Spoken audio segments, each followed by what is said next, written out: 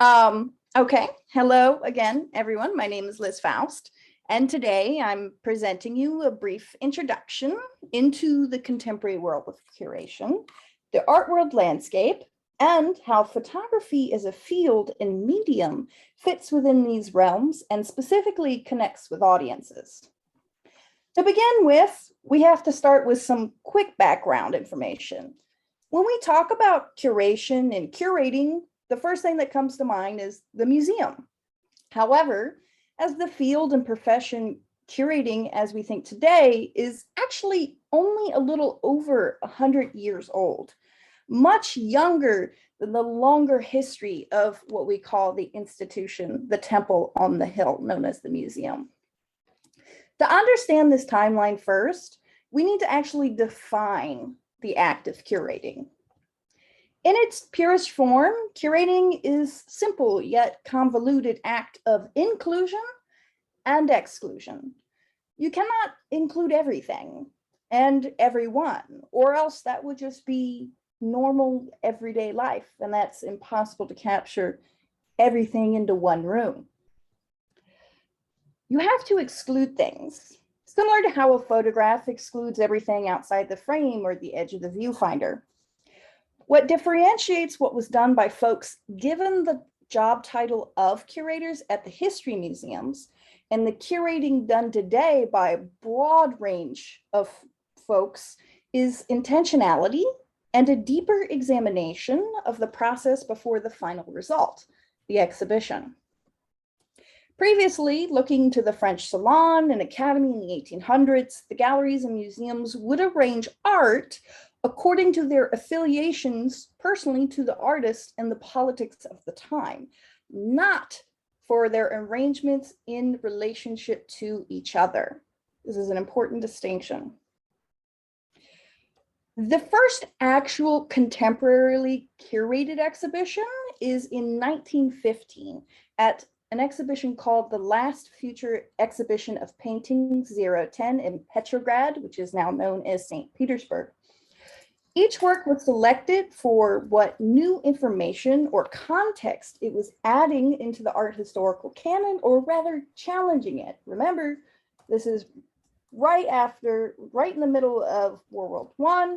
We're really starting to question what is art and going into abstraction. The most important thing that helps delineate this kind of arrangement in this way of placing objects near each other is that it is quite different from what came before, in that it considered each individual work's artist themes, their contexts.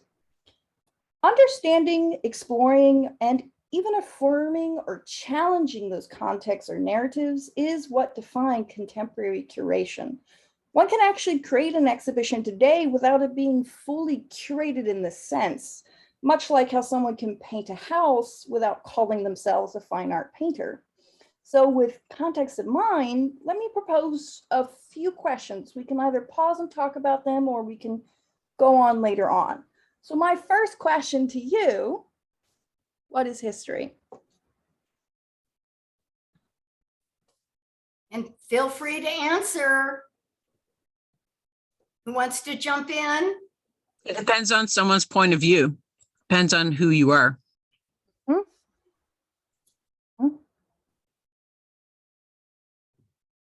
Hopefully it's more than that, that I would say history is is a collective sense of the past that is based on not only recollection and memory, but also on documentation.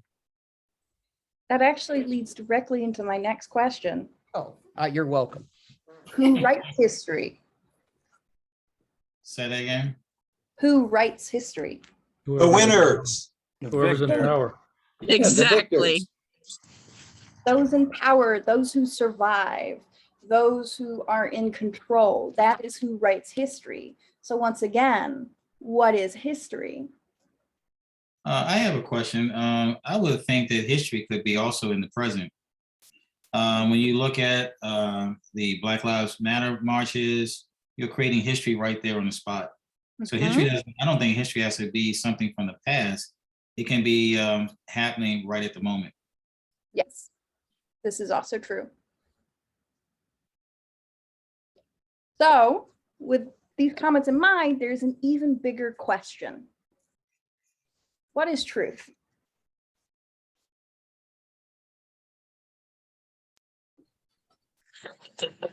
Jump in. These days, there seems to be no such thing as truth. It feels that way, doesn't it? But the fact of the matter is, there is no such thing as universal truth. There are facts and our interpretations of them. What we consider, like back in, the 60s, 70s, and 80s, what they taught in schools, what they do teach in schools as truth is merely a narrative. It's the narrative of those who wrote that history, who wrote that truth. Very few things are universal and actual truth. What they are is facts that have been interpreted. And the reason why I'm bringing all this up is these questions, these three questions, are at the core of today's curatorial explorations, expansions, and really questions in the field. What a contemporary curator does is to act as an authority figure on what theme, subject, topic they're researching, working on, but again, they're only presenting their interpretations of it. It's an important distinction. We'll come back to that. So due to the nature of museums, both curators and museums are considered trustworthy sources of information, and thus, by extension, conveyors of truth. But earlier, as I said, what is truth? The short and long of it, there's no such thing outside of the realm of mathematics. Yes, there are facts, but again, just our interpretations of them. We need not look further than past medical field example for the problems we have in interpreting facts and how that can have deadly consequences. The reason I bring all these questions up is first to highlight the fact that what an exhibition says and shows is not truth, but a narrative. A story being told that either holds up the status quo or directly challenges it. What an exhibition does not include or say is just as powerful as what an exhibition says and does. These statements come from the actual text used in the show or from the type of art chosen, what the artists look like, the perspectives offered, and even down to how a show is physically installed and how accessible it is. Another question to ask outside these three groundworks, one is, what is art, right? So an exhibition is a story, it's a narrative. So then we're showing it through art. Well, what is that? The easy answer is like beauty, art is in the eye of the beholder. Another possible answer is any object or image that is so defined by its maker, or maybe it can also be an object or an image not explicitly identified by the artist as such, but which strikes the observer as expressive or aesthetically pleasing. Many philosophers have spent millennia trying to define this and answer this question. But the answer always remains fluid. As soon as you define it, and an example countering that definition pops up. The long and short of the discussion is that art is everything and nothing at all at the same time. The reason why I'm bringing up all these points is that you need to keep in mind that what makes art curation vastly different from history and science curation is that art is something that is both accessible and inaccessible at the same time. Since it is art, there's more wiggle room to dive into uncomfortable areas or into political subjects that a history space cannot. At the same time, the elitist history in association with wealth makes art inaccessible and confusing for a lot of everyday non-art folks who've never ventured into that realm. Exhibitions teeter between these areas and can open up grounds for discussion or can reinforce assumptions a visitor already had when they walked in. It really depends on how the space is created and curated. So if that's what an exhibition does, let's go over what exactly is an exhibition. Well, if we're talking about pure definitions, An exhibition is simply an organized presentation and display of a selection of items. But as I've hinted at many of the things that I've already brought up, definitions may appear simple, but they're actually not. I want you to keep these questions in the back of your mind during the rest of this presentation. Now, let's get down into the nitty-gritty of what exactly goes into making an exhibition. So, as stated earlier, an exhibition or curating can be stumbled into. It's possible to make and put up a number of artworks on a wall within a short time frame and to call it an exhibition. But again, keeping intentionality, context, and narratives in mind, we'll come back to that. First, let's look at all the elements that goes into an exhibition. Reading really quickly, we have the curatorial statement, labels possibly or other text-based information, artist statements, CVs, bios, price lists, stuff like that. Exhibition design layout, how's it installed, how's it arranged, what eye level is it at, is there things you can touch, is there things you can smell, is there things you can interact with. Marketing, how do you get people there, how do you let people know about the work. Programmings and events, a title, sometimes the hardest thing to come up for an exhibition, a checklist, a budget, and an audience. So the first thing listed here is a curatorial statement, and it's actually very similar to an artist statement, but it's written in third person and normally in very formal language. It depends on the audience to what degree that formality is, but we'll come back to that in a second. Our curatorial statement and an artist statement are closely tied items and can often be interchanged. So if you're proposing an exhibition that's your solo show, your curatorial statement and artist statement can be the same or similar text. So really quick, let's go over how do we write these statements.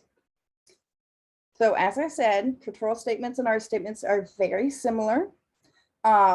Here, though, a curatorial statement can be used just as an intro text for the exhibition, but it's also used for marketing, your guidelines for the exhibitions, you know, what you include and exclude is governed by this statement.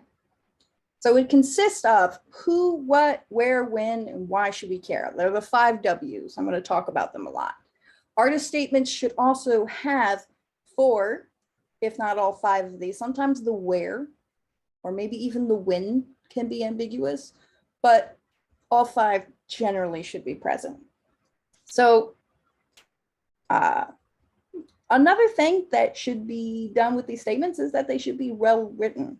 And that means that it gives a chance to guide the way the audience perceives the exhibition. It represents an opportunity to directly talk to your viewer and help them recognize your why, your what you think about it, and generally just to get intrigue and curiosity about the show or the body of work. Another thing is that the work should follow the 3 C's. We've got the 5 W's and the 3 C's: clear, concise, consistent. Clear means that if you have someone who knows nothing about you or your work, read the statement, they have no questions or misunderstandings. If you hand somebody your statement and they read it and they're not too tired and they're just reading it to, you know, please you, that's not helpful. But someone who's actually interested in your statement, they'll ask questions, be like, okay, so why are you doing this process? Why are you using medium format? Why are you using large format, you know, et cetera, et cetera, et cetera. So if someone does have questions, it's a good chance you might need to rewrite it. Concise means it's short. As a person who's running 2 spaces, I receive a lot of proposals. Most gallery spaces receive a lot of proposals. You might write the most beautiful poetic statement, but if it's 10 pages long, most folks aren't going to be able to read it. In order to avoid this, your things should not repeat. So what I recommend is called the color coding method. So to do that, first we'll do ideals. You'll read a sentence and go, okay, so this is the theme or ideal that's talking about. Highlight it 1 color. Next sentence, same theme, highlighted the same color, different theme or ideal, different color. See how often it repeats colors. If it doesn't repeat colors, That's normally a good thing. Consistent, either first or third person. Choose one, don't mix them. It really throws the jurors off and gallerists off just because it really pulls you out of the mood of a statement going from third to first person. With vocabulary, again, with the color coding, if you use the word frequently, it stops the flow, the movement, the enchantment of the statement. Example, the white rabbit liked to run around the green meadow. The green meadow smelled of wild roses. It doesn't seem like that big of a deal, but if you change it to the white rabbit liked to run around the green meadow, the vast expanse of open air greenery smelled of wild roses. It's much more poetic, it's rhythmic, it doesn't repeat, and it adds additional information. These are important. It's supposed to be short, but doesn't mean it should be dry. It also means that your artwork title should be italicized. Punctuation should be correct. If you're for a curatorial statement, there's no first person. There's also no contractions. Can't, won't, haven't. Fully write it out. Again, limit repetition. This also includes an introduction and conclusion and transitional phrases and sentences.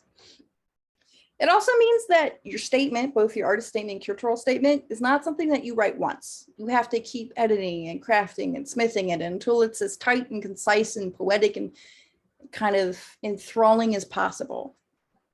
Sometimes, if it's for a show you're working on for 5 months, you'll only spend that 5 months crafting it. But if it's your artist statement, it's something you should constantly be changing at least 3 times a year. Highly recommended, no matter how much work you make. Now, again, the opening, generally, curatorial statements, artist statements should only be 3 paragraphs. But if the process or source material, the story behind it requires more length, then it's okay, but only then.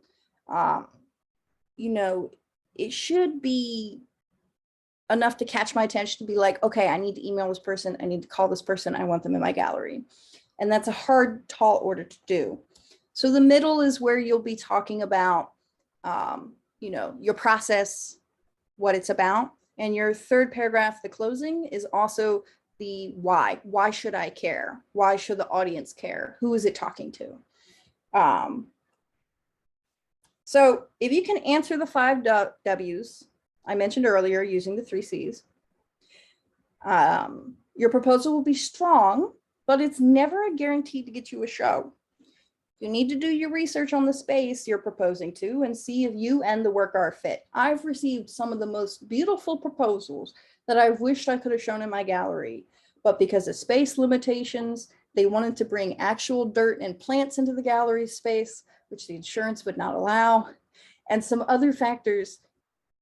You got to know your space that you're proposing to, et cetera, et cetera, et cetera. So if you don't get the show, don't feel too disheartened.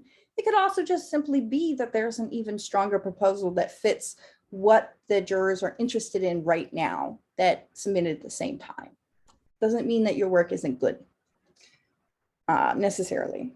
So all of these are items you should consider making for the exhibition. Here's the list again.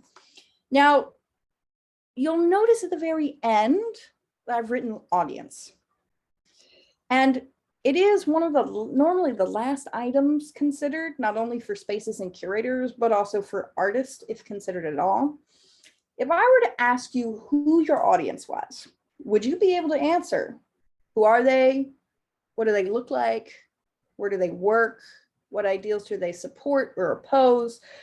The answer I often get from younger artists who are asked that question normally for the first time are either people who enjoy art, or more specifically, people who enjoy art with money who wants to spend it. That's normally the response I get, and that's not helpful. There are generally 3 levels of audience that you should consider: primary, secondary, and tertiary. Your primary audience are folks that you think would not only connect the most to your work, but also travel and go out of their way to see it. They're people you are talking directly to. This conversation could be showing support for that community, to change minds, to educate, or to simply bring wonder and joy.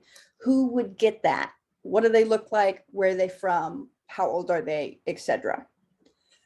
Your secondary are folks who are likely to see it, but would be on the sidelines of this interaction you're having with your primary audience. This would normally be folks who regularly visit the venue that you're proposing to and are the venue's built-in audiences. Tertiary audience is further tied to the venue and is often folks like security guards, the staff, or janitorial services in the buildings. It's important to remember these folks because if you have, like, for example, a sound element to your work, have them in mind, because I don't think you want like the most horrendous sounding thing on repeat for 8 hours a day. So you should think about them. It's important to identify all the levels of this for your proposals, and they often tend to be overlap. In order to make a proposal for any venue or space, you need to know the answer to this question: who's your audience? These galleries, museums, and spaces all have audiences that they themselves are trying to entice through their doors. You as an artist may be trying to create a sustainable practice through sales or even just an increase in visibility, but for institutions, people through their door is an action equated to monetary value. Places and spaces with a lot of folks visiting make enough money to keep their doors open and oftentimes expand. Large interest and eyes on something turns things from an ideal into culture. The simple fact of the matter is that the more you see something, the more you like it. The more you like it, the more you'll buy it. The more you buy it, the more value it has. The more value it has, the more power it has. We'll come back to that. These spaces know this. Thus, you need to let them know why their audience and your audiences would like your ideal, but they would also travel to see it. Knowing the answer to this question, who is your audience, might also help lead you to the answer of another important question: why? Why are you as an artist doing this? And why specifically are you using photography? In a world of rapid information exchange, almost instant gratification, and Instagram, why are you using photography or the photographic medium to communicate your message? More importantly, what message are you saying? It is to some degree important to have your work talked about in a poetic way, but if there's no story behind you, your process, or your subject, what differentiates what they see for free online? Think about how you connect to photography. As a medium, it's a powerful tool that's become oversaturated with visualizations and generalized ideals, often wrong ideals about the process. But at its core, photography is about capturing light. It can sometimes capture the invisible, and it does not necessarily mean you have to use a lens, like in this work here at the Baltimore War Memorial back in 2018 I worked on. We see this in camograms, cyanotypes, camera obscuras, and many more. Works can also be considered photographic in the process without actually using any part of the photographic process at all. Nevertheless, why are you using photography for that project and not painting, drawing, or sculpture? Your project does not have to be the next scientific discovery. It can be banal and everyday, but you still have to say this. If you want to propose a body of work or a project to a space, or even for a grant, you need to define what it is and what it is not. Our little gremlin goblin brains like boxes, and we have a hard time whenever things exist outside of these boxes. Working in the arts is no different. One element I have yet to talk about is how photography fits into the art world at large. In terms of other mediums, photography is actually quite harder to sell due to various factors such as oversaturation of the medium, the technology for it becoming widespread, and affordability, and how reproducible it is. That is why unique one-of-a-kind prints or small limited edition prints tend to be priced higher and sell easier compared to either non-edition prints or digital files. When we think of the art world, we think of spaces such as Pace on the left or Hauser and Wirth on the right. The term art world actually normally denotes larger institutions that act as the nexus of wealth. However, that is not the only part of the art world. There are different levels to it, just like anything else. These institutions are working for the uber wealthy and see art rather than importance or skill in terms of investment and current value.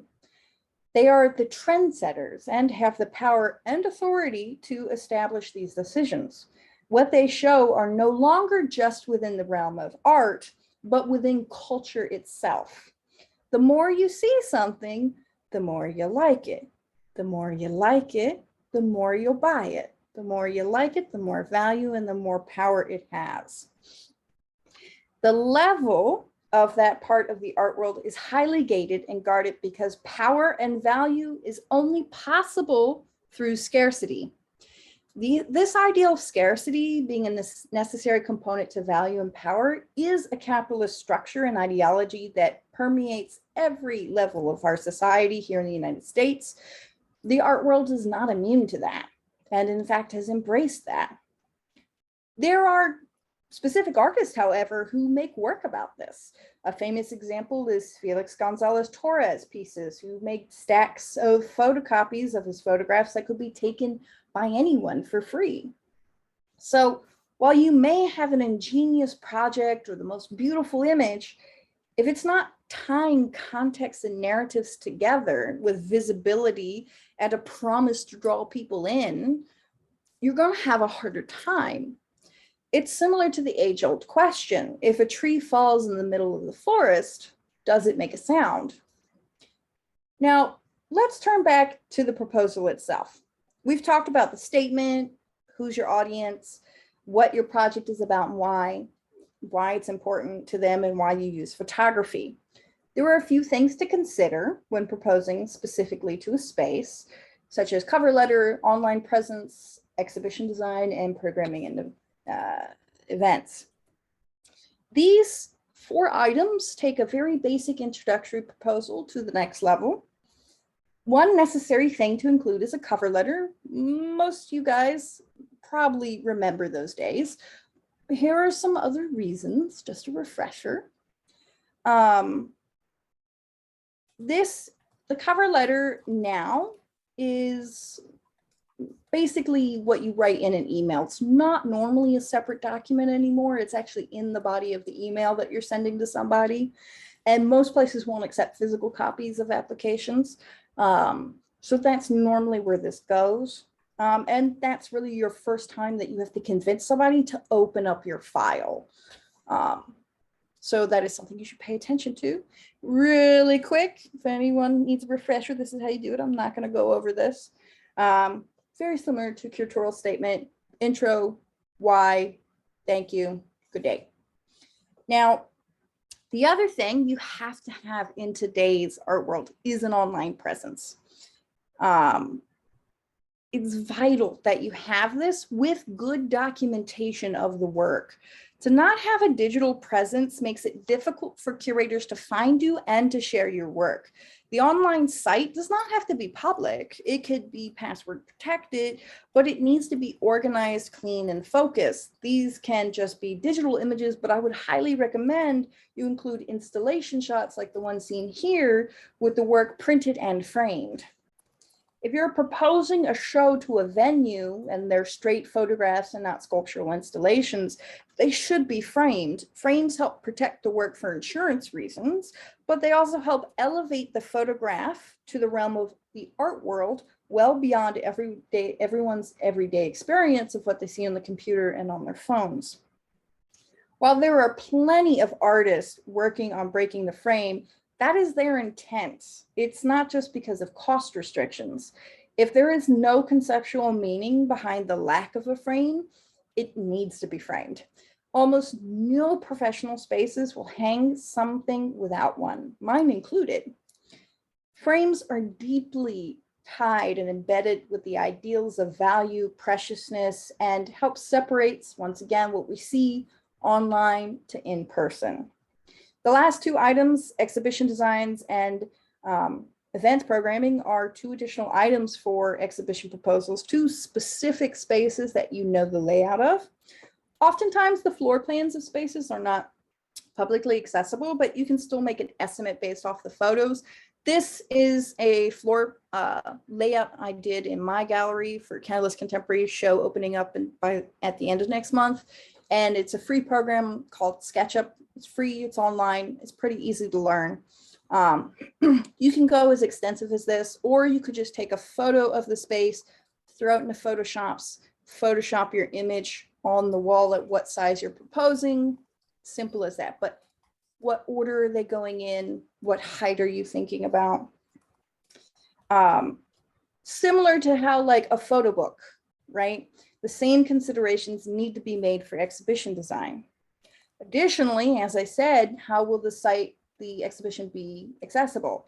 Will you hang the work lower so that it can be ADA accessible, Americans with Disability Act accessible, or accessible to children or just the folks who have been wheelchair bound? For events, this targets and demonstrates that you've thought out your audiences. If you propose a show about or containing a certain community, you will have an event focused on them or maybe even inviting them into the space. Here, now for just a moment, we're going to take a peek at a fully fledged exhibition proposal with all the elements we just talked about. I'll just have to share the screen. Now, please note that this is fully designed, so it doesn't have to be this graphic design intense, but this is an example of a high tier exhibition proposal to a space. So it includes, they created a logo for their exhibition. The title is called Golden Hour. It includes a table of contents, a cover letter, their curatorial statement, checklist, as well as artist statements from all the artists they're proposing. This is a curatorial proposal. Artist pages, sample labels, you know, to choose. The venue has the opportunity to choose either tombstone labels or interpretive labels. The exhibition layout. This person used the SketchUp program I was talking about.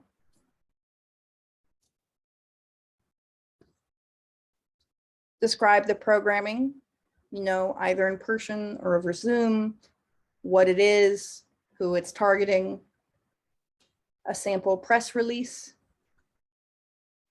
a budget. They also included their graphic design suggestion elements, which is often not necessary, as well as a poster and postcard.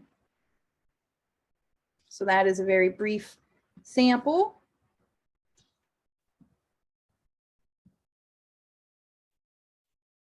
So I mentioned a checklist, which I actually haven't talked about yet. And all that is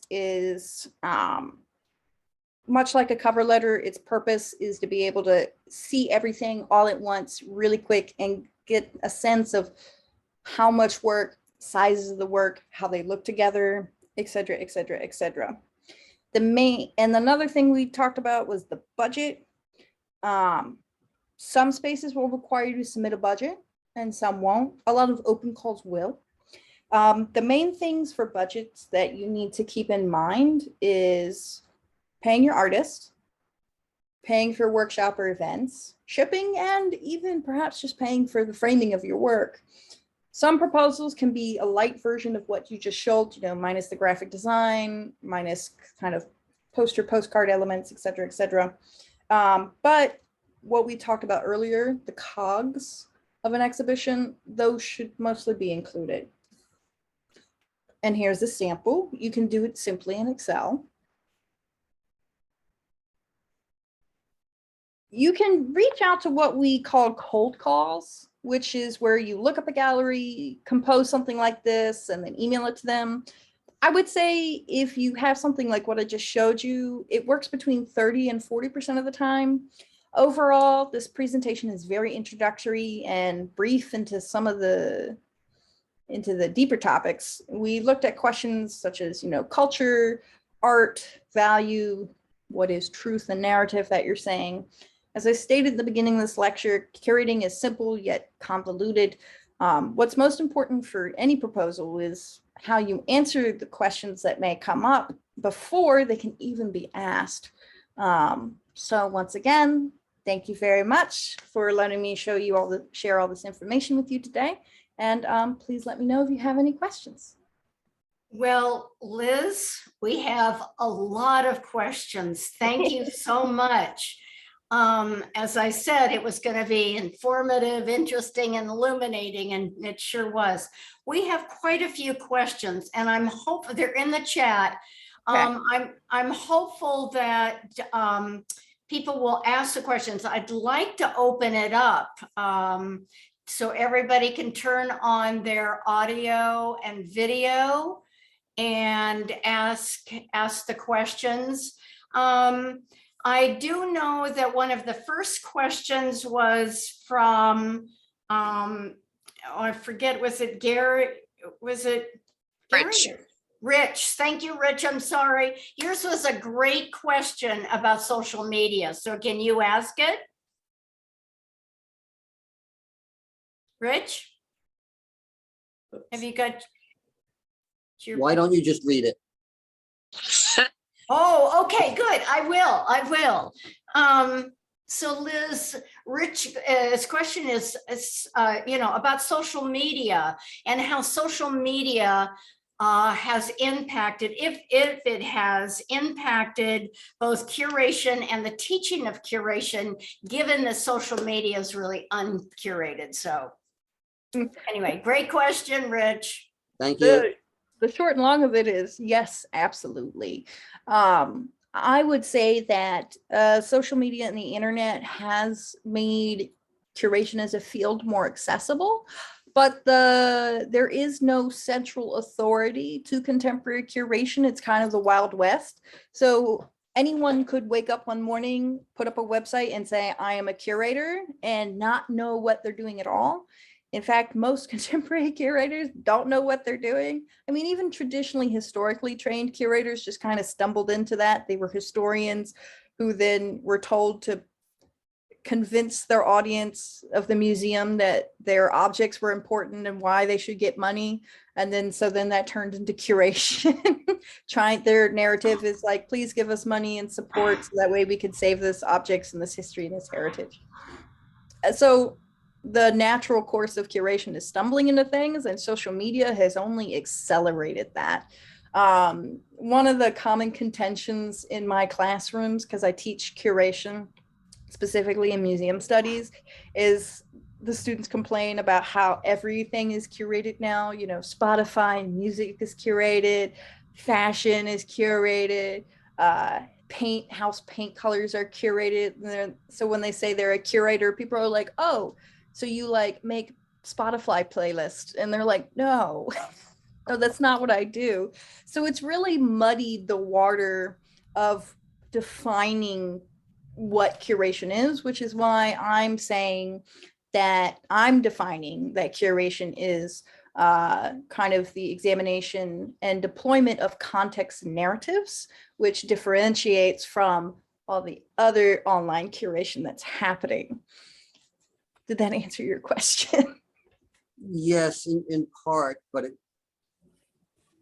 the other side of that is that even I'll say a poor curator might catch the attention of 1 million people, while the very best curated exhibit in the Museum of Modern Art might catch 1,000. So which is the more effective curation? I don't think it's a question of what's more effective. The question is what is more ethical. I think that's at the point where we're at. Because as you said, someone who's a pure curator who's actually doing a lot of damage to the communities that they're working with or using can do a lot of damage, but get a lot of views. So I don't think that would be considered successful because of the scale of the harm that they are doing. The unfortunate truth is that the act of curation is inclusion and exclusion.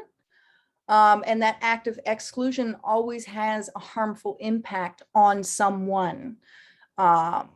Most of the time it's not intentional, which is why knowing these contexts and narratives is important so you can do harm reduction. But it's impossible to not harm a community, a group, a body, because that is the nature of the act of curation. So I think the question of what is more successful is what values that curator holds. Because getting more views doesn't necessarily mean that it's doing what they intended to do.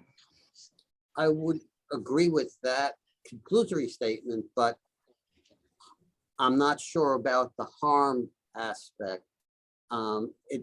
Traditional curators have excluded people who really deserve to be noticed. And sometimes their way to being noticed is through an alternate type of curation. So traditional curators do harm, as you said, by exclusion, as do the others. So I'm not really sure how that balances out and That's really how you would define the harm that non-traditional curators do versus the harm that traditional curators do. Mhm. It's really a struggle in the curatorial community, and there's no simple answer. There's no neat little box to this query. This is something that the field is struggling with today, is the ethics and the morality and thinking about, as curators, are what we doing right or wrong? There are bad actors. There are people who accidentally, unintentionally do harm. I mean, if you think about an exhibition, it excludes types of bodies, type of communities, disabled bodies, genders, sexualities, by not talking about those things, by excluding them, then they're not being shown and they're not visible, and it's enforcing the status quo. Or if you're going against that, it's very complicated. And this is something me and my students talk about, spend all semester trying to figure out. And because the field is so new and there's no central authority, there is no official stance on, what a successful exhibition is. Museums have said successful exhibitions are based on how many people they can get through the doors or how many ticket sales, right? But that's not, some spaces, some museums don't think that's the most successful. Some spaces think that it's reaching new communities, so there's not one definition. There's not one box of success right now in our current model, which is why this is such a difficult thing to talk about. I see a hand from Diane. Yeah, no, and I know I have like 3 questions I put in the box just because you sparked a lot of things, but I wanted to respond to this discussion that you and Richard are having. I really related to your question that you said, what is history, right? And so growing up in Canada, right, and living in Maryland, where there was like the War of 1812. And so each side, Canada and the US, said that they won or they lost or whatever. But in grade 7, my teacher was a First Nations person, and they were the people who really lost. And so I learned from them about how the First Nations people were the people who really lost out. And so again, it all depends on your point of view. And that's what I was trying to say. And it's interesting. Our number is really important. If you really resonate well with a curated, within a small population that it was intended for, whatever your intended audience was, is that not a success if you didn't have 10 million people to look at it? Anyways, I just love throwing this out. We can discuss this for days. Yes, and that's such the difficult things that both contemporary, freelance curators, gallery curators, and even museum curators are having to grapple with. The museums and institutions are starting to realize they're the slowest moving bodies in the field because of how big they are.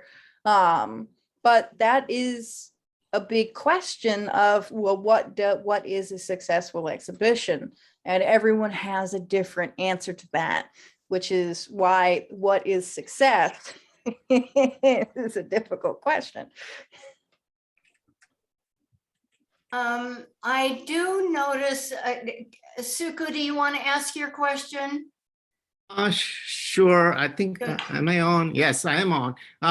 So I had a question. I know you are with Full Circle with Brian and Julie, and I just, since you're the curator, do you pick up, someone sends you a portfolio?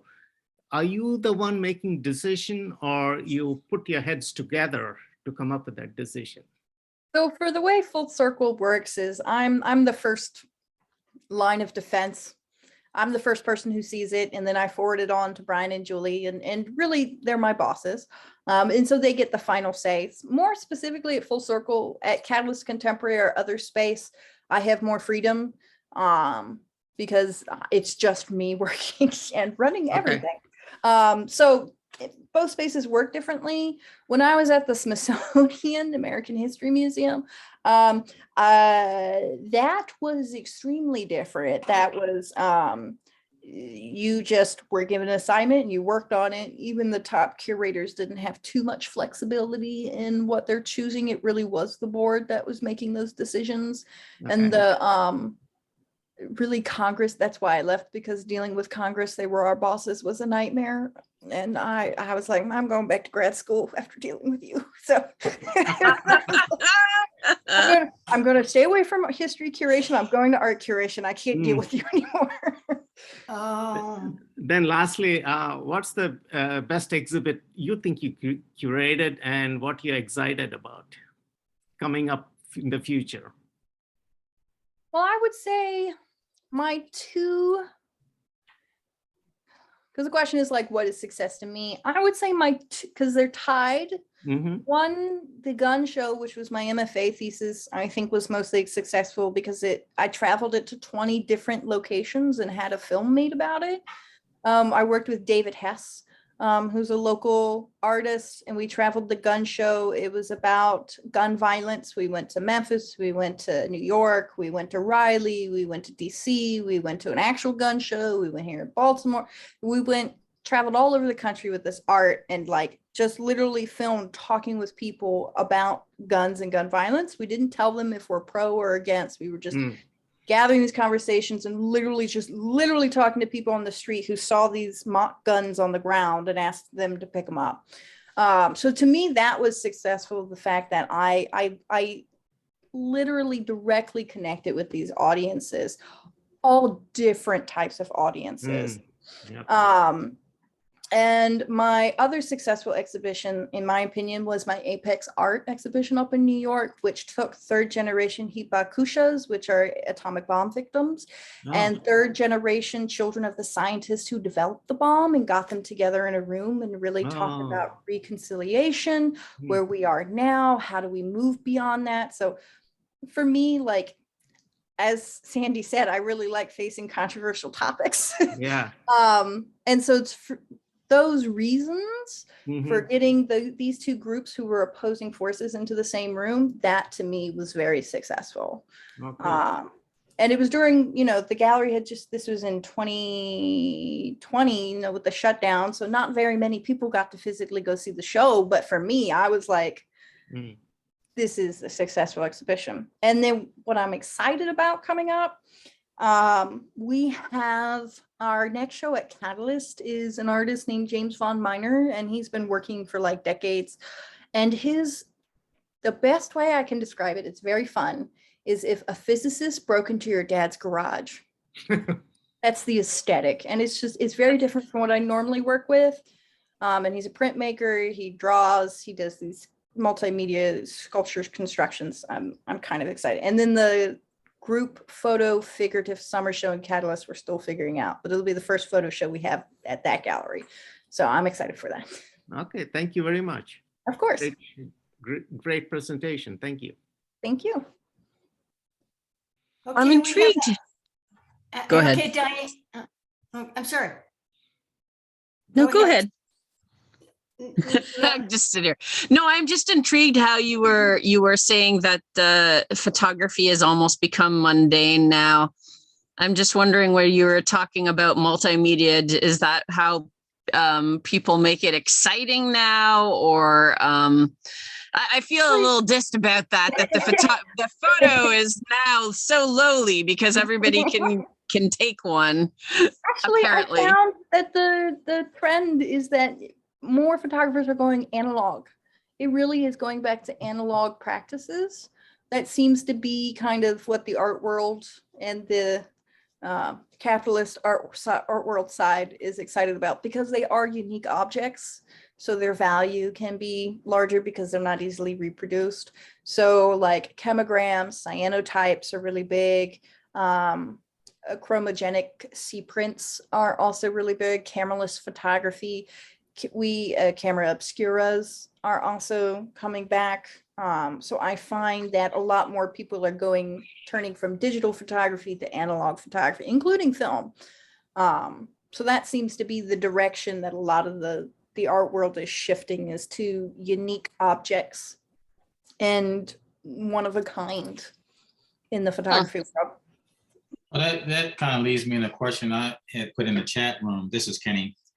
What do you, in the photography field, what do you think sells most? Is it mostly the historical, the social event, or social artwork? It depends on what city you're in. The reason why I asked that question, because you look at somebody like Pete Souza, who was the president photographer, just to look at his photos, the historical relevance of them is intriguing. Mm-hmm. So that's a social event, and you're looking at historical work. So I'm just trying to figure out which one presents better as far as your audience. Well, it depends on, really, I find that each city has a different flavor of photography. Like Baltimore really likes architectural photography as well as street photography. Chicago's more portrait, kind of like, not quite dance, not quite fashion, but like this very like sleek aesthetic to photography, but very, figurative photography. So each kind of space has its own flavor that they like. But we've, sold stuff that you wouldn't think matches where it should be sold. So what's selling in Baltimore? Architectural photography and street photography. Mm-hmm. Okay. And I had a second question in the chat room, and that was about size. When you're putting together a collection of work to be hung, is it normally everything is the same size, or can it vary? It can vary. It really, I didn't really talk about this, but it's like size in printing of your photographs for exhibitions is actually really important. Mm-hmm. If, like, for example, we had a works by Scott Operhory, Mm-hmm. the end of 2019.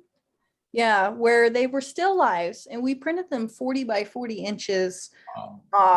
And they were very minimal. Like it was like it was his grandmother's house after she passed. So most of the stuff had already gone.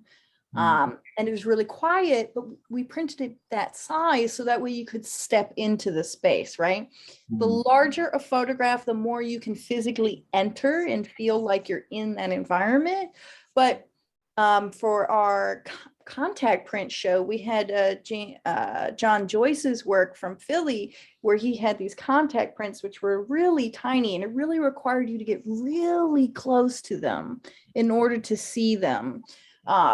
So when you're thinking about what size to print them, think about how you want your viewer interacting. Do you want them really close and personal? Do you want them standing back and feeling overwhelmed? Do you want them to feel like they're walking into it? So for exhibition design purposes, I think that should be what you're focusing on, rather than have them all the same size, have them be the same.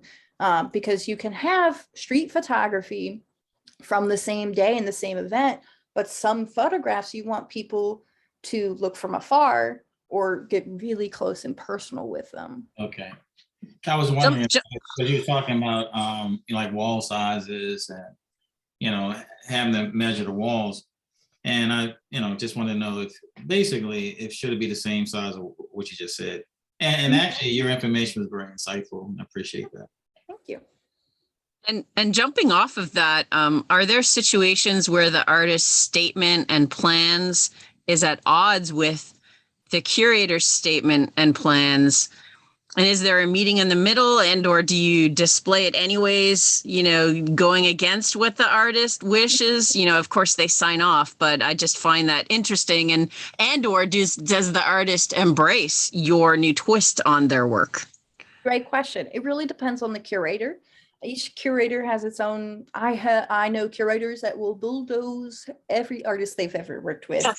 And some artists prefer to be treated that way. And I'm like, okay, that's you do you, boo. But I'm the type of curator who likes to collaborate with my artists. So I will not include anything that they are not comfortable with or do not agree with. So like all our press release, I give to the artist before the show before we publish it. For the curatorial statement, they look over it, they sign off on it, and they also are involved in the editing process. And I base it largely off of their statements and talking with them, visiting their studios, seeing the work.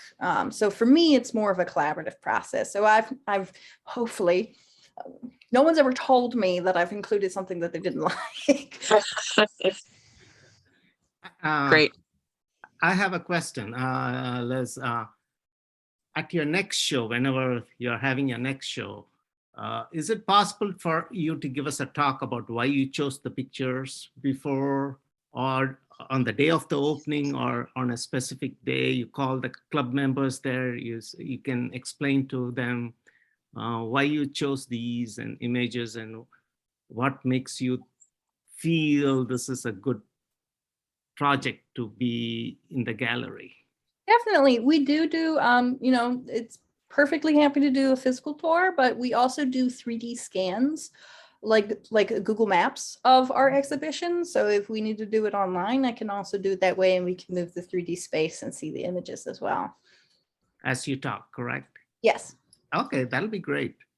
When is your next tour, Liz? Your next showing? So we are actually going to be closed down for February, the gallery part, most of February because of COVID. We want to wait a little bit. Yeah. So James Allen Minor show opens on the 17th of February, but the open house isn't until the end of March, which I think is March 26th, which is the Saturday. So I'm the only one working in Catalyst. I'm the only employee there besides my bosses, but I'm the only one there. So I'm there Wednesday through Saturday, 12 to 5 every week by myself. So feel free to pop in whenever and chat about stuff. And we will be having a summer photography show. We haven't nailed down all the details, so I can't tell you any of the artists yet. But we are hoping for a photography show there in the summer. So more details to come. Please keep sending them. Yeah.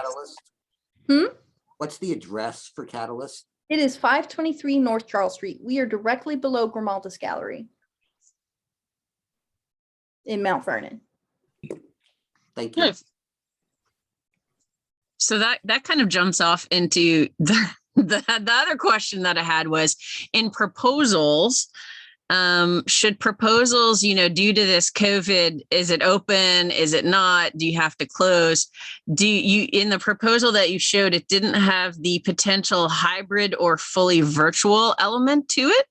Okay. And I know that Full Circle had a really cool virtual I think you showed a photo of one of them that had like a letter and then the picture of the person, whatever. I think that you did that fully virtual, which I thought was really cool because it meant that I could access art in my own office space.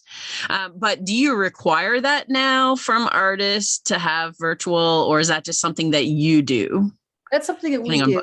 After everything we experienced over the last 2 years, we've decided that moving forward, all our exhibitions will have online components. But also, it's not just for COVID, but also we have steps going up into Full Circle, and we've always had problems with older audience members who can't get up those steps. We actually had an exhibition with Barbara Young, who was 98. She's a photographer, a therapist by day, photographer by night. She was actually the first woman ever collected by MoMA, fun fact. Cool. And so we really wanted her to come to the opening show in 2019, but she was like, I can't get up the steps. I'm like, I'll carry you, Barbara. I will carry you up the steps. So after that, we really started looking at, well, how do we turn these into virtual things? So for people who can't gain access to our space physically. And then COVID hit and we're like, okay, let's do some research. Everyone's doing this now. So kind of the scans is what we've landed on, as well as potentially some video tour walkthroughs that we're working on, seeing how that goes. Well, yeah. So your virtual event that I experienced on that one was really cool. It reminded me of the BMA with the Coen sisters exhibit, where you go there and you click it and you open a drawer and you look in, which was really cool. So thank you. So Walter, did you have a question? Yes, I did put a question in the chat. I was wondering, Liz, that as the primary gatekeeper, as it were, you receive all these proposals. Do you respond to all of them? Normally, it's just a thank you for your response. You know, sometimes I give a timeline. Sometimes I'm like, we're not receiving proposals at the moment. But generally, I do try to say thank you for your time. You know, we will. I also make a note that we do keep the proposals that we get. So they may not hear from us from a few months, but there has been an instance where we received a proposal in 2018 and we reached out to them in 2021. And I was like, remember you did that? You sent me this stuff. Well, I kept it. So are you still interested? So that does happen. As a follow-up question, would you say that you do more solo shows than group shows, or vice versa, or what's the ratio? We were actually doing more group shows before the pandemic, but because of the pandemic, we decided mostly the solo shows, just because less people will show up because there's less artists to support. Yeah. So our plan is that whenever COVID goes away, if it ever does, we'll shift back into more group shows. We used to, like at Catalyst, for example, our plan was we have 8 exhibitions a year in, like, not online, but physical exhibitions. And we had 5 or 6 of them be group shows, and then only have 2 or 3 solo shows. Because of COVID, we switched largely to solo shows, just so that way less people tend to come when they're solo. So this is where I asked Walter whether this was his genius way to maybe try and ask whether the Baltimore Camera Club could have another group competition. Well, we had that exhibit at the church, remember, a few years ago? Yeah. That was a lot of fun. But you know, Full Circle is open to proposals. Well, Liz, actually, Diane stumbled on something I was going to ask you. Have you ever thought about doing an exposition of the different camera clubs throughout Maryland? I have not. That would be interesting. Yeah, you know, you have a particular topic, and each camera club, does a presentation, or you have them, listed within the gallery. I think that would be a really cool idea. We were trying to get we were working with Service Photo to try to get an employee show at Full Circle there, but then the pandemic hit. Well, Maryland Photo Alliance, they have access to all of the camera clubs in Maryland. And that's something just throwing this out there, Giving me some ideas. I definitely appreciate it. We were going over the exhibition schedule today, so you're giving me a lot of ideas. And because I think there's some very talented photographers in these clubs. And I think you could probably find some really nice nuggets out of those clubs. I agree with you. I think that would be great. Ryan, It sounds like the beginning of a beautiful friendship. And of course, we're not expecting a letter back from you saying that we're busy right now. Just throwing. We're not accepting proposals at this time, Kenny. That's what they would say. No, but I think that's a great idea. That's why I'm pitching it, because we have, I don't know, how many clubs do we have in Maryland Photographic Alliance? Like 26. Wow. 26 clubs. that you can do, some exhibits with, for Mhm. club, and where the clubs can come together on a particular topic, maybe street photography, or if it's Mhm. Maryland, we're looking at architectural photography. Because we did a show in the summer of 2019 called Women's Work, where we basically invited all of the female photographers that the gallery's been open for since 2012, so almost 10 years now. Mhm. Oh, cool. So we invited all the female photographers and female identifying photographers that the gallery had worked with and had shown over those almost 10 years. And so that was 26 artists. So yeah, we could definitely fit in both spaces, Right. the first floor and the third floor gallery. See, you brought to mind, I mean, so do you reach out too? So, I mean, I'm thinking, I work at a funding agency for science. And so you can either have investigator initiated, right? So you receive the proposals, or you can push out an idea or an RFP. And so if you wanted to say, hey, I'd like to have, this topic, can anybody apply? And you could be you have to be part of any of X, club or something. That would be very interesting. Might see some open calls soon. Yeah. From the camera club. Rich, it looked like you had a question. Yeah, again, I wanted to give other people a chance. Books seem to be an alternative way to get your work out and connect with an audience. One could argue that publishers act as curators for books. But there's a whole lot of curators. Probably there's more there's many more publishers than exhibition venues, I would expect. And today there's also self-publishing and even print on demand.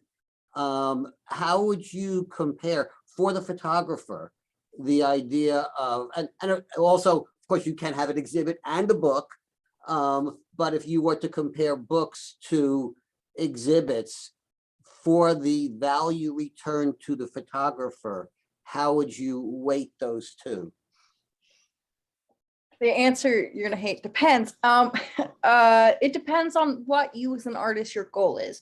Is your goal sales or visibility? Because those are two different things. Visibility means bigger audience, more people seeing your work, maybe, more presence online, or just physically, people in Baltimore or Maryland going, yeah, I know this guy's work. Or sales, which is just, finding the one who wants to buy your work, which is normally how it goes. Now, let me grab an example.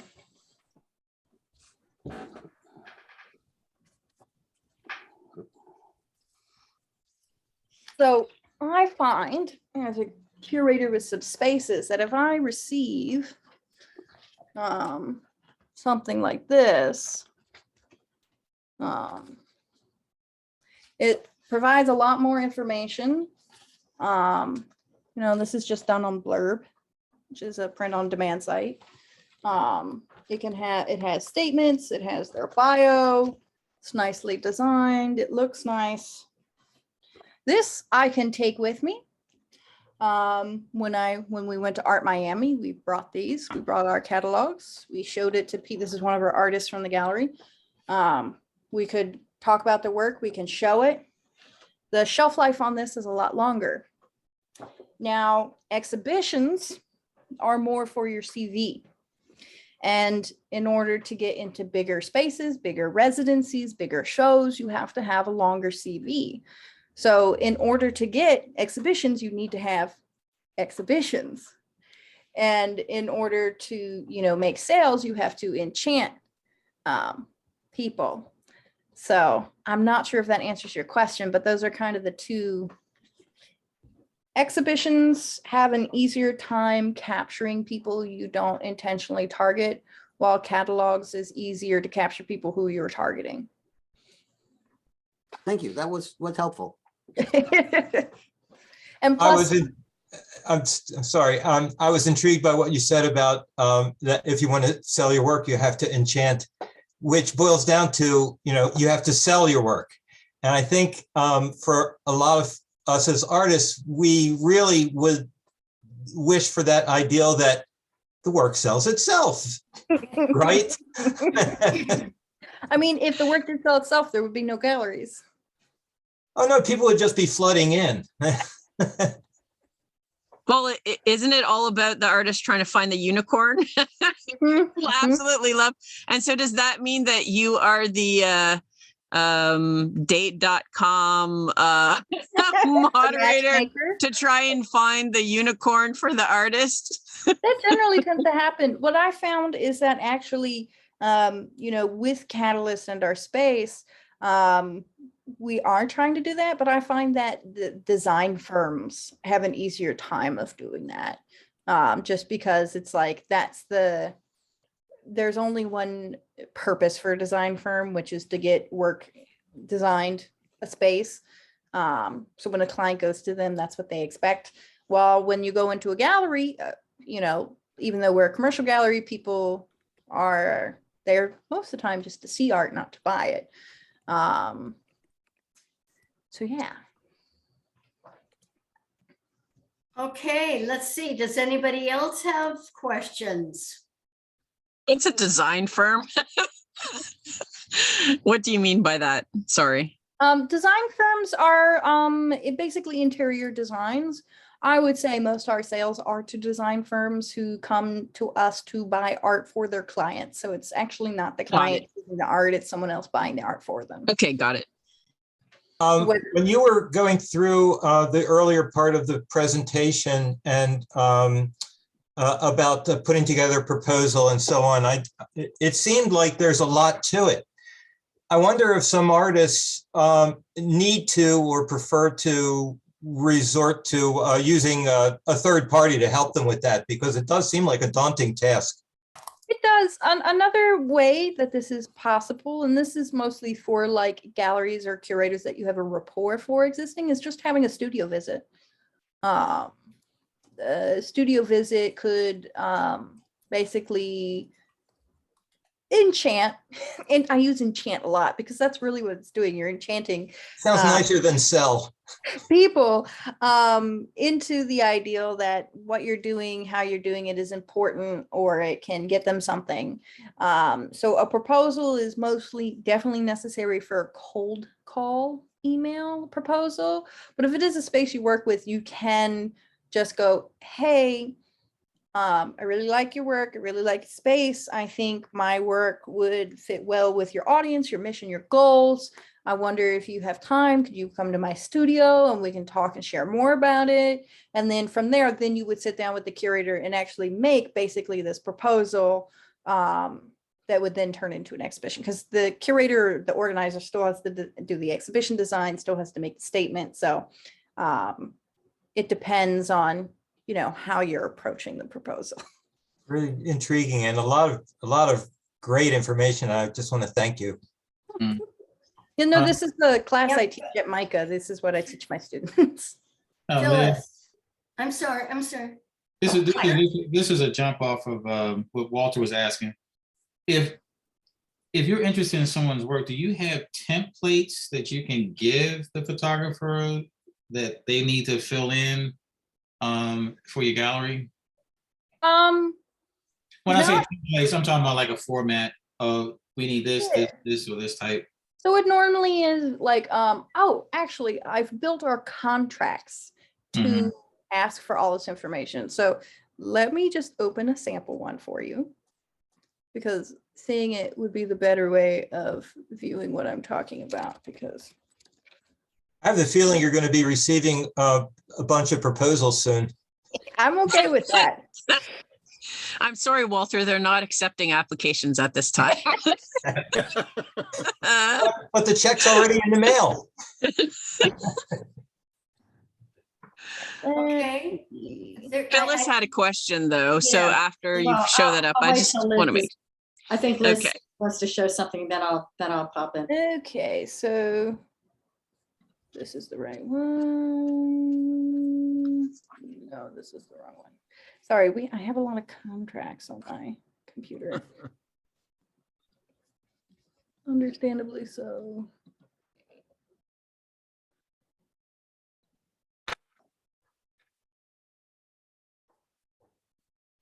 we go, let's share this. So this would be a sample contract at our gallery. It's a consignment contract. So this, has the dates. They fill this out. This has more contact information, but up above, it says like, we'll need bio, we'll need headshots, we'll need images of the work. And then here is all the information that we need. And this is all the required information we need for our artsy page, which is where we post our stuff online that people can buy online, which a surprising amount of people do without actually seeing the work from out of town. It's interesting. Mhm. Like, Yeah. are you sure you want to buy the 7-foot painting you've never seen before? Okay. And so this is a sample of like a contract, and this is all the information, and it's just very basic checklist information, but also bio, headshot, CV. And then sometimes what we have started doing is asking the artists for process, like images or videos of them in their studio to help with marketing, and that type of information. But I mostly just text or email my artists and like, hey, I need to make a post. Okay. Can you send me some images of X, Y, and Z? And they'll be like, okay, I have some. And then they text it to me. Well, thank you. That was very interesting and informative. Thank you. And Phyllis? I'm sorry if I interrupted, but I know that Phyllis wants to ask a question, so. thanks. Oh, Phyllis. Okay. I'm just thinking about the old days when you could pop in with a portfolio and leave it with prints. And these days, so many of us, our studio is a digital studio. It's our computer. And so there's no place to bring anybody. Are those days over when you can just bring in a portfolio of work, or can an artist just drop in and say hi and spontaneously show some work? Depends on the space. Like, I know if you try to do that with Grimaldus, that won't fly. That won't go down very well. But for us, like, I have artists coming in and seeing me all the time. They're like, hey, I just moved into the area. Here's my portfolio. Like, I actually did a Zoom studio visit with a Mount Royal student who decided to pop in. And he was like, can I talk about my work with you? And I'm like, sounds great. I'm up for it. It depends on the curator, but the bigger institutions generally are not okay with that. Because again, they're more concerned with showing and working with work and artists who have an established value that they can then build upon. One of the things I didn't talk about was that there's two types of markets in the art world, which is primary market and secondary market. We are primary market. We're basically saying this work is worth this much. Secondary market, the value's already established. They're either trying to maintain or rise that value. So that it's more of an investment thinking. While us is like, this is valuable for X, Y, and Z, so you should pay this much money for it. So we're convincing people that this is worth this. That's our job as the gallery in the primary market. So it sounds like artists just starting or students should really go to the kinder, friendly, and gentler institutions to start with, and just make, because the Zoom thing, I can totally see millennial artists wanting to embrace that. Definitely. I've done a lot of them over the last 2 years. And portfolio, and you can always ask a curator though. One easier way is be like, would you be okay giving me a portfolio review? That would be actually a better technical term, because more people, even the established galleries, would be open to that, because it's like an informational interview basically, which which sets up the mood that you don't really want something from that person who you're asking. It's just you want to learn more from them. So a portfolio review is along those lines. Would you normally have to pay for that? Depends. I do portfolio reviews at MICA, at UMBC with a lot of other students, and I don't charge for that. But there are like portfolio review fairs, which you do have to pay tickets for, and that's mostly just to pay the organizers and the whole team and everything. So it depends. I feel like every question you ask, I always answer with that. I'm sorry. No, but Yeah, I it think just that was depends really on those important types for of Phyllis there. questions. Yeah. Thanks. It's all in the terminology. Could you do a portfolio review rather than can I show you my portfolio? It's like two different words, but it might maintain or initiate a relationship rather than close the door in your face. Not Yeah. what you ask, it's how you ask it. Ah. I have one question. What's the difference for you for a portfolio versus a body of work? So a portfolio to me means that it's more, it's basically a general overview of your work, while a body of work is a series. So a portfolio review means that I'm prepared to look at different themes and subjects and maybe even mediums and a longer time span, while a body of work is just a specific series that works with one theme or a very select few ideals that the body of work is examining and working out. So as a curator, if someone was trying to present their work to you for your gallery, would you be looking at a body of work or a portfolio of work?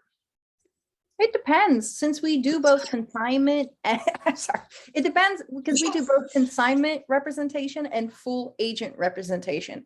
So full agent representation means that we are basically like James Von Miner, who's going to be coming up in the gallery, we fully represent him, which means that we are representing every body of work he's ever made.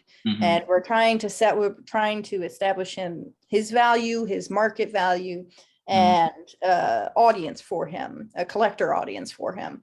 While a consigner kind of short term, like Greg Doller, who we have on consignment, is just for a very select 6 or 7 works from a body of work that we are trying to sell just those.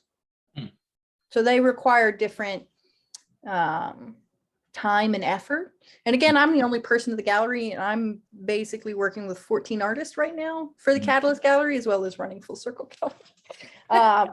And we fully represent 7 or 9. So I am the one who is cold calling, cold emailing all these galleries, exhibition spaces, things for them. So that's kind of like why they're working with us. I do that for them. Well, thank you. Appreciate it. Of So course. does that mean you do all that paperwork for Yes. them if they're trying to apply? Oftentimes. One artist had a lot of technical problems with the Soundine application, so I had to submit everything for him. So things like that too. You're teaching us. Oh, this was amazing. Thank you so much. Oh, thank you. All right, if nobody else has a question, we're going to call it an evening, and what an evening it has been, Liz. Seriously, oh my goodness. I just remember the first time I met you at Full Circle, and I was just so drawn to your energy and your knowledge. I think you remember I complimented you on your mask. It was during the pandemic. Anyway, thank you. It was just interesting and engaging, and thank you for engaging with us for this question and answer part of the evening. And More very cowbell to informative. you. Oh, yes. And Oh, Liz, don't forget about the club. I won't. I got the Maryland Photography Alliance email, so I'm going to be sending some emails tomorrow. All right, great. Oh, good. Oh, You're good. amazing, Liz. Thank you so much for In everything. fact, it's Steve Sattler. He was here. I guess he left, but He's a yeah. member. We can, yeah. You Yes. can give him his contact info to her. Yes. I sent think her- she's I got it, sent yeah. you the link. Ah, there you go. All right. See you. Have a good weekend, Good night, everybody. everybody. You too. Thanks, man. Thank you again, Liz. Good night. Of Seriously. course, I had a great time. This was fun. Oh, good. Well, you're a Thank great you very much. teacher. Thanks, you very Liz. much. Thanks. Thanks very Andy. much. Really Thank appreciate you. it. Andy. I'm chuffed. Bye. So much, Bye. Liz.